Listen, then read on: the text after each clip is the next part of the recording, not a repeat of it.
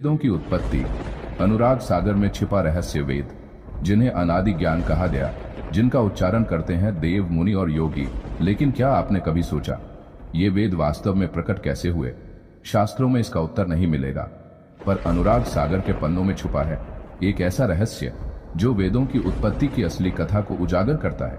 एक क्षण, एक श्वास और उससे जन्मे वेद, जिनकी गूंज आज भी ब्रह्मांड में सुनाई देती है। आज हम जानेंगे उसी प्रथम क्षण को जब वेदों का बीज इस सृष्टि में पड़ा। यह कथा है वेदों की उत्पत्ति की, जैसे आपने पहले कभी नहीं सुनी। साहेब बंदगी दोस्तों, राम राम। कबीर साहब बोले, धर्मदास तुम विचार करो, पीछे ऐसा वर्णन हो चुका है कि अग्नि, पवन, जल, पृथ्वी और प्रकाश कूर्म के उदर से प्रकट हुए।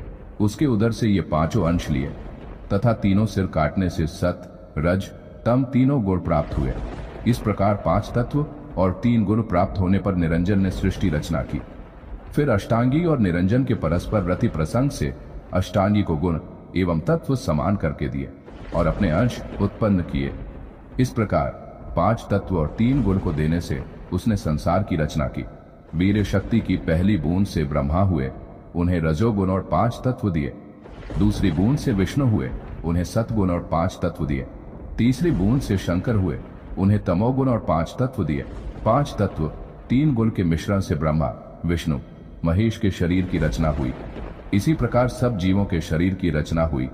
उससे ये 5 तत्व और 3 गुण परिवर्तनशील और विकारी होने से बार बार सृजन और प्रलय यानी जीवन और मरण होता है। सृष्टि की रचना के इस आदि रहस्य को वास्तविक रूप से कोई नहीं जानता।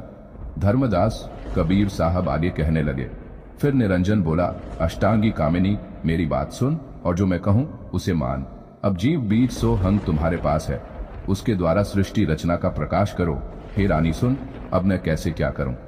आदि भवानी, ब्रह्मा, विष्णु, महेश तीनों पुत्र तुमको सौंप दिए और अपना मन सत्य पुरुष की सेवा भक्ति में लगा दिया है। तुम इन तीनों बालकों को लेकर राज करो, परंतु मेरा भेद किसी से न कहना। मेरा दर्शन ये तीनों पुत्र न कर सकेंगे, चाहे मुझे खोजते खोजते अपना जन्म ही क्यों न समाप्त कर दें। सोच समझकर सब लोगों को ऐसा मत सुदृढ़ कराना कि सत्य पुरुष का भेद कोई प्राणी जानने न पाए।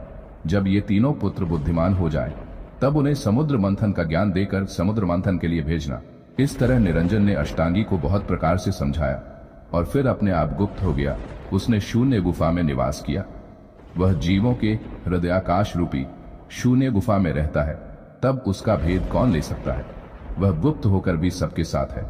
जो सबके भीतर है उस मन को ही निरंजन जानो। जीवों के हृदय में रहने वाला यह मन निरंजन सत्य पुरुष परमात्मा के रहस्यमय ज्ञान के प्रति संदेह उत्पन्न कर उसे मिटाता है।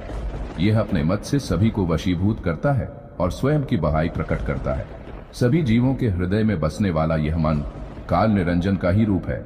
सबके साथ रहता हुआ भी ये मन पूर्णतया गुप्त है और किसी को दिखाई नहीं देता। ये स्वाभाविक रूप से अत्यंत चंचल है और सदा सांसारिक विषयों की ओर दौड़ता है। विषय सुख और भोग प्रवृत्ति के कारण मन को चैन कहाँ है। यह तो दिन रात सोते जागते अपनी अनंत इच्छाओं की पूर्ति के लिए भटकता ही रहता है और मन के वशीभूत होने के कारण ही जीव अशांत और दुखी होता है। इसी कारण उसका पतन होकर जन्म मरण का बंधन बना हुआ है। जीव का मन ही उसके दुखों, भोगों और जन्म मरण का कारण है। अतः मन को वश में करना ही सभी दुखों और जन्म मरण के बंधन से मुक्त होने का उपाय है। जीव तथा उसके हृदय के भीतर मन दोनों एक साथ है। मतवाला और विषयगामी मन काल निरंजन के अंग स्पर्श करने से जीव बुद्धिहीन हो गए। इसी से अज्ञानी जीव कर्म अकर्म के करते रहने से तथा उनका फल भोगते रहने के कारण ही जन्म जन्मांतर तक उनका उद्धार नहीं हो पाता। यह मन काल जीव को सताता है। यह इंद्रियों को प्रेरित कर विभिन्न प्रकार के पाप कर्मों में लगाता है। यह स्वयं पाप पुण्य के कर्मों की काल कुचाल चलता है और फिर जीव को दुख रूपी दंड देता है। उधर जब ये तीनों बालक ब्रह्मा, विष्णु, महेश सयाने और समझदार हुए तो उनकी माता अष्टांगी ने उन्हें समुद्र मथने के लिए भेजा। लेकिन वे बालक खेल खेलने में मस्त थे, अतः समुद्र मथने नहीं गए। कबीर साहब बोले, धर्मदास उसी समय एक तमाशा हुआ। निरंजन राव ने योग धारण किया। उसने पवन यानी सांस खींचकर पूरक प्राणायाम से आरंभ कर पवन ठहरा कर कुंभक प्राणायाम बहुत देर तक किया। फिर जब निरंजन कुंभक त्याग कर रेचन क्रिया से पवन रहित हुआ, तब उसकी सांस के साथ वेद बाहर निकले। वेद उत्पत्ति के इस रहस्य को कोई बिरला विद्वान ही जानेगा। वेद ने निरंजन की स्तुति की और कहा, हे निर्गुणनाथ, मुझे क्या आज्ञा है? निरंजन बोला, तुम जाकर समुद्र में निवास करो तथा जिसका तुमसे भेंट हो उसके पास चले जाना। वेद को आज्ञा देते हुए काल निरंजन की आवाज तो सुनाई दी, पर वेद ने उसका स्थूल रूप नहीं देखा। उसने केवल अपना ज्योति स्वरूप ही दिखाया। उसके तेज से प्रभावित होकर आज्ञानुसार वेद चले गए। फिर अंत में उस तेज से विष की उत्पत्ति हुई। इधर चलते हुए वेद वहां जा पहुंचे जहां निरंजन ने समुद्र की रचना की थी। वे सिंधु के मध्य में पहुंच गए। फिर निरंजन ने समुद्र मंथन की युक्ति का विचार किया। इस प्रकार प्राणायाम की गहराई से निकली श्वास वेदों के रूप में प्रकट हुई, लेकिन ये केवल आरंभ था। वेदों का प्रकट होना सृष्टि के अगले चरण का संकेत था। अब इन्हें प्राप्त करना था त्रिदेवों को, और इसके लिए उन्हें उतरना पड़ा एक कठिन साधना में, एक महासमुद्र। और उसमें हुआ प्रथम मंथन। क्यों करना पड़ा ये मंथन? किसने प्रेरित किया त्रिदेवों को? और उस मंथन से क्या क्या निकला, जानिए अगले भाग में। जब वेदों की प्राप्ति के लिए त्रिदेवों ने किया प्रथम समुद्र मंथन, वेदों की उत्पत्ति एक रहस्य था।